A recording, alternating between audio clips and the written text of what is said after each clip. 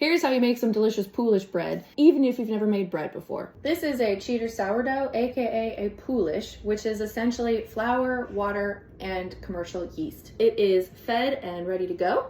So stringy.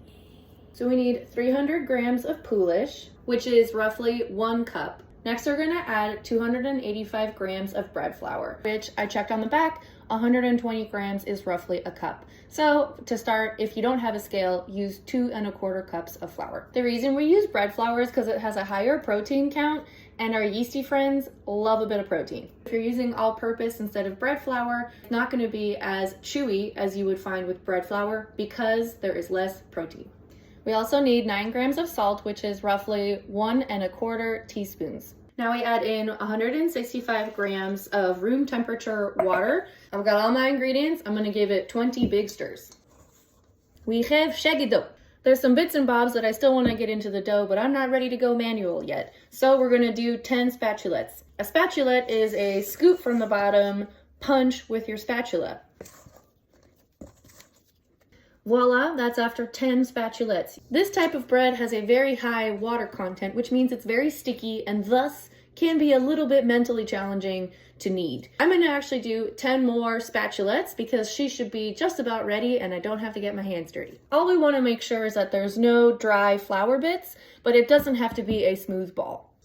Cover her and let her rest for 30 minutes. Not much change. Because this dough is so wet and sticky, we're gonna do stretch and folds, which is exactly what it sounds like. With a wet hand, and thus not sticky to the dough, we take one edge of the dough, stretch it, and fold it over. Continue that until you go all the way around the bowl. That was 1, so I'll see you in 30 minutes. That was stretch and fold number 2. That was number 3. There she be after 4 total stretch and folds and 2 hours. She's still tacky / sticky, but she's got a little more oomph to her. We're gonna give her a break because she's been through some stuff. Cover, let rest for an hour. And now it's time to do some shaping. Ideally you have a clean surface and you're gonna put just the teeny tiniest pinch of flour. Let the messy part be on top, that's good. Gently give it a press. Now take each of the sides and bring them into the middle. And flip her over. This process is creating tension, and that is going to give us the most beautiful crust. There's one last step to creating tension, and it involves asking the dough to accept our love. Take your hands on either side, close them, and then you're going to pull the dough towards you. Oh, a little try escapee. 2 inches. We're going to do that 8 times, turning a quarter each time. By saying to the dough, accept my love, and it's trying to escape, and we say nay, nay, we are creating a beautiful tension-filled top. The other thing that we're doing though is we've activated the gluten, so it's a little bit stiffer than when we started. So we're gonna let this sit for 15 minutes, and then we'll come back and do it again. And tuck her in to give her a little privacy. Boop. We're gonna repeat the process. So first we're going to flip her over. Give her a little love smush. These love smushes and the shaping all help to build a stronger, more delicious bread. Pull all the corners in again. Flip her. Let us ask for her love once again, 8 times.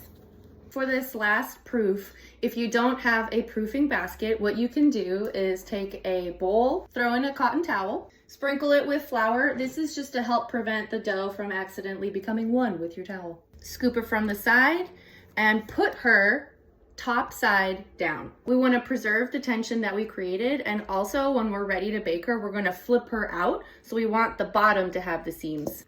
Cover and let sit for 1 hour. Halfway through the hour, turn on your oven to 480 degrees and pop your Dutch oven in there. Good luck in there.